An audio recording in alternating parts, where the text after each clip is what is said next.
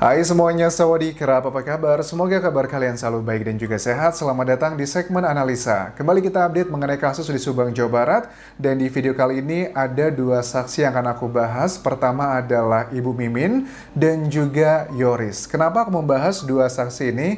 Karena menurut aku mereka berdua ini ada sama-sama, ada persamaannya lah kalau kita melihat mengenai kasus Subang. Sekali lagi yang aku bahas ini adalah hal yang memang sedang beredar di sosial media menjadi perdebatan. Kemudian aku coba mengangkatnya dan kita coba menggunakan lebih logika berpikir. Ya, perasaan pasti selalu ada, tapi kita minimalkanlah menggunakan perasaan, tapi kita lihat fakta-faktanya seperti apa. Karena untuk kasus pembunuhan seperti ini, alangkah baiknya adalah pada saat kita ingin, aku yakin tidak ada langkah terbaik, strategi itu pasti strategi A belum tentu berhasil di semua kondisi, tergantung kondisinya seperti apa. Tapi kalau untuk hal ini menurut aku, pertama adalah kita lihat faktanya seperti apa, dan dari fakta tersebut baru bisa menjadi petunjuk untuk menuju ke motif. Karena kalau dari awal kita langsung punya dugaan motifnya pasti A, B, C, D, menurut aku agak keliru ya. Karena menurut aku pada saat kita ingin mendapatkan sebuah motif yang valid, yang namanya motif itu bukan berarti ukurannya adalah mengikuti logika berpikir. Maksudnya gimana? Ya tetap harus pakai logika. Maksudnya motif itu kadang tidak mengikuti logika berpikir. Misalnya, ya ampun masa sih cuma demi uang 10.000 rupiah itu orang mau membunuh orang lain?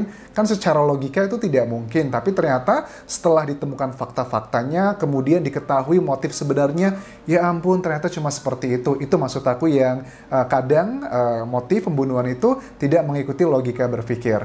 Nah, dari saksi Bu Mimin dan juga Yoris ini yang juga ada beberapa persamaannya. Persamaannya adalah begini, mereka dinilai oleh masyarakat, netizen, warganet, begitu, mereka ini memiliki beberapa hal yang bisa menjurus ke motif, lebih sifatnya adalah subjectivity. Misalkan mereka dinilai adalah orang yang paling orang yang paling diuntungkan dari kepergian kedua korban. Ini adalah yang tersebar di media massa.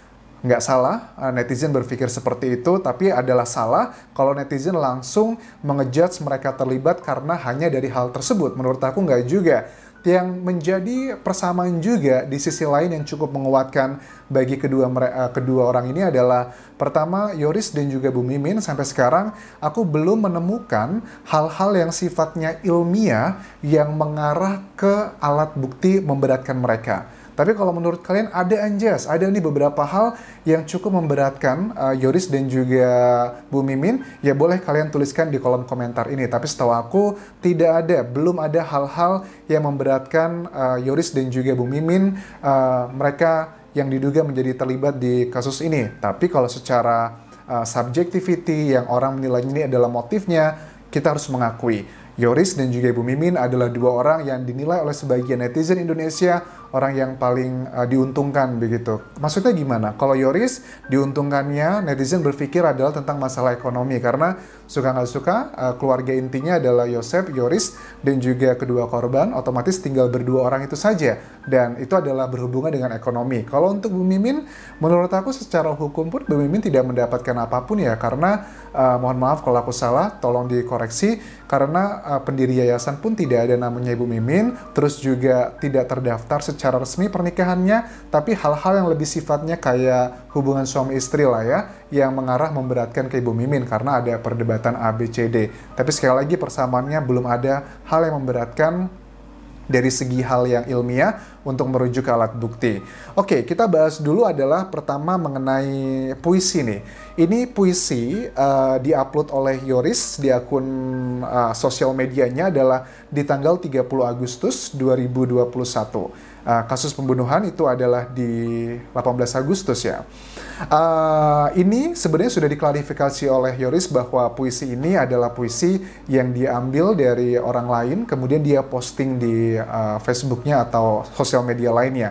Tapi tetap sekarang pun setelah kasus ini berjalan hampir 6 bulan, banyak masyarakat, netizen yang kembali lagi membahas puisi ini. Karena memang konteksnya awalnya sepertinya berseberangan dengan sang ayah, tapi sekarang sudah satu lagi. Kemudian walaupun kita mendapatkan data yang sama tapi dengan sudut pandang yang berbeda, ada kacamata yang lain, apakah ini bisa memberikan sesuatu hal yang baru? Coba kita baca baik-baik kutipan Yoris yang dia mengakui bahwa ini bukan tulisan dia tapi adalah diambil dari orang lain dan kemudian dia post di akun sosial medianya. Kamu datang telanjang, kamu pergi telanjang. Kamu tiba dalam kondisi lemah, kamu meninggalkan dunia pun dalam kondisi lemah. Kamu datang tanpa uang dan barang, kamu juga akan pergi tanpa uang dan barang. Mandi pertamamu, seseorang membasuhmu. Mandi terakhirmu, seseorang akan memandikanmu. Inilah kehidupan. Kalau konteksnya di 30 Agustus 2021, notabene adalah setelah semingguan ya, setelah kejadian pembunuhan tersebut, ini kan adalah momen di mana Yoris masih terlihat sangat kontra dengan sang ayahnya, Pak Yosep sendiri. Dan dia, aku menilai, masyarakat juga menilai bahwa di masa-masa itu dia sangat mencurigai ayahnya sendiri. Tapi sekarang di akhir tahun 2021 sepertinya Yoris sudah tidak lagi curiga dengan sang ayahnya dengan perjalanan waktu beberapa bulan. Ini adalah hal yang sedang kita nantikan nih, klarifikasi Yoris. Apa sih yang ngebuat Yoris begitu langsung percaya diri bahwa dia berada di tempat yang benar? Karena menurut aku ya ini juga penting karena sudah menjadi konsumsi publik. Alangkah baiknya Yoris juga menyampaikan apa poin-poinnya, kenapa kok dia merasa yakin dengan pilihannya bersama tim kuasa hukumnya Yosep. Karena suka nggak suka, jejak digital kan memperlihatkan begitu banyaknya hal-hal yang sifatnya saling berlawanan. Oke, kita lanjutkan. Jadi mengapa begitu banyak kebencian, begitu banyak kecemburuan, begitu banyak pertengkaran, begitu banyak persaingan, begitu banyak keegoisan, dan begitu banyak kebanggaan? Mengapa? Sementara kita harus pergi dengan tangan kosong. Jadilah orang baik waktu kita terbatas di bumi, jangan sia-siakan dengan hal yang sia-sia, wallahu alam. Oke, konteksnya pasti hati Yoris saat itu adalah sedang hancur ya, sedang serba salah begitu. Di sisi lain, adik dan juga ibunya menjadi korban. Di sisi lain, kalau aku menilainya, bahwa dia memiliki kecurigaan terhadap orang-orang di sekitarnya. Dan mungkin saja Yosep saat itu adalah salah satu orang yang paling banyak dicurigai oleh Yoris sendiri. Bahkan salah satu hal yang menurut aku juga cukup sangat frontal pada saat Yoris merekam obrolannya dengan sang ayah, kemudian diserahkan ke beberapa YouTuber, dipublikasikan bahwa ada isu di situ disebutkan bahwa Yosep lupa tidak mengunci rumah TKP di tanggal 18 Agustus dan diduga itu adalah menjadi salah satu penyebab, tapi kemudian kan terbantahkan karena ada saksi yang melihat bahwa sekitar jam 12 malam tanggal 17 Agustus tersebut kedua korban itu sedang berada di luar rumah beserta dengan beberapa orang, ada 2 pria dan juga 1 perempuan lainnya. Jadi hal itu cukup dibantahkan karena kita ketahuinya setelah beberapa waktu kemudian, tidak langsung hari itu juga tahu. Tapi suka nggak suka jejak digital menunjukkan bahwa ya itu tadi ternyata memang ada kecurigaan yang luar biasa dan kita penasaran apa ya yang membuat Yoris begitu yakin bahwa pilihannya bergabung dengan Pak Yosep dengan tim kuasa hukumnya adalah hal yang benar. Ya, suka nggak suka, ini yang sedang dinantikan oleh masyarakat.